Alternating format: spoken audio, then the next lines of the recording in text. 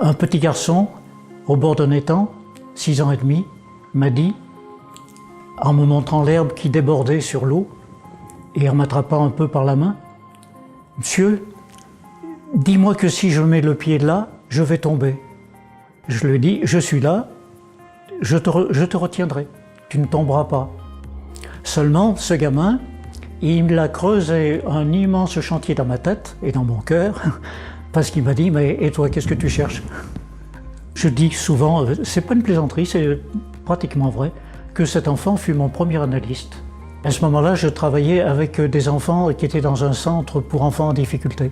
Si je dis ça tout de suite, c'est que ça annonce les deux pôles dans lesquels se situe cette activité artistique, ou plutôt ma vie. Elle se situe entre cette activité artistique naissante et entre cette activité professionnelle qui préexistait, mais qui m'a fait entendre des choses que je n'avais jamais entendues. Il a fallu que je trouve des pinceaux, de la peinture et que je me mette à peindre. Et déjà, c'était quelque chose qui n'était pas figuratif. J'ai commencé par essayer de peindre comme on peint habituellement, c'est-à-dire, à part les cieux dont je vous parlais, du plus figuratif. Il y a des chaussures dans la pièce à côté. C'est la première peinture que j'ai réalisée. C'est la peinture de mes chaussures. Donc là, j'ai fait quelques peintures comme ça, de paysages, de coupes de fruits, enfin, ce qu'on peut voir dans pas mal de galeries. Mais je n'ai pas pu continuer dans cette direction-là, c'était pas mon chemin. Je suis assez rapidement arrivé à l'écriture. Donc j'ai écrit des textes dont on dit qu'ils sont poétiques. Dans cette période-là, a commencé à filtrer le travail sur l'encre. Donc j'étais à la fois dans l'encre d'écriture et dans l'encre de dessin. Comme je ne croyais pas trop en mes capacités artistiques, quand on commence et puis un peu tard, c'est souvent le cas, je suis allé au plus économique. Donc je suis allé mendier dans les magasins de chaussures, de vêtements, voir dans le couloir où leur poubelle était stockée, s'il n'y avait pas quelques papiers de soie qui m'attendaient. Et j'en ai stocké pas mal.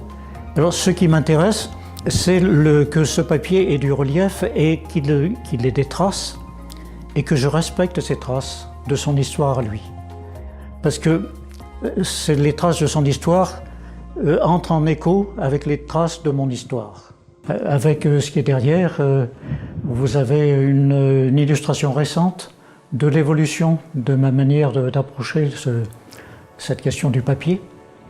Et là, ça ouvre sur une direction où, depuis quelque temps, j'ai beaucoup travaillé sur la déchirure et l'ouvert.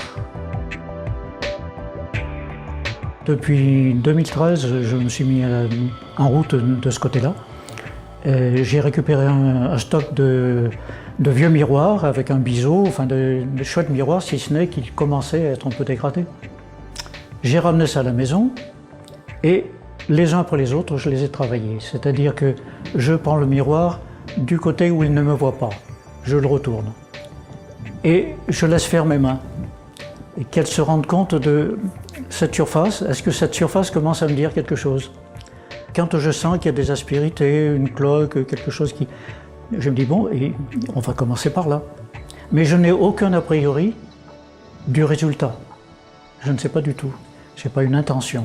Sinon, de reproduire, enfin, d'illustrer à ma manière le poème de Robert Desnos, Le miroir et le monde.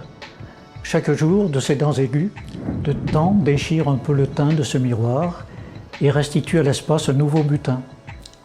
La lèpre marque le visage et masque le regard qui s'éteint. Là, il a l'air de se reconnaître chaque soir et chaque matin. Le paysage apparaissant, avec son ciel et son lointain, libère un espace et invite Narcisse à vivre le limpide, le beau voyage entre le soir et le matin. C'est pas de moi, c'est de Robert Desnos.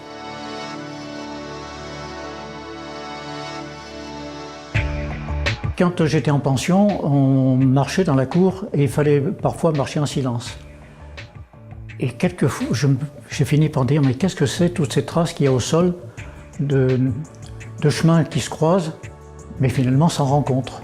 Quand j'ai retrouvé le goût et l'idée des traces de pas, les traces de pas dans les moments essentiels de la vie, je crois qu'il y avait un peu cette question à régler pour moi. J'ai voulu la prendre du meilleur côté, mais en même temps du côté réaliste. C'est-à-dire que j'ai pensé d'abord les premiers pas d'un enfant. Et puis de là, la rencontre amoureuse, la sortie d'un enfermement, hôpital, prison, des situations difficiles.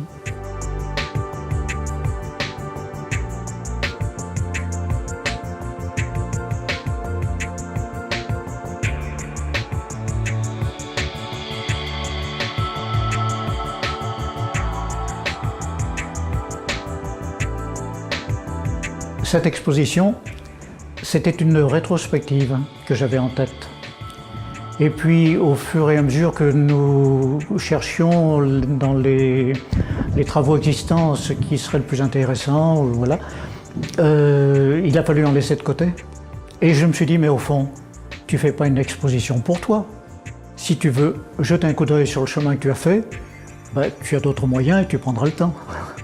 Mais une exposition, c'est quelque chose que l'on offre.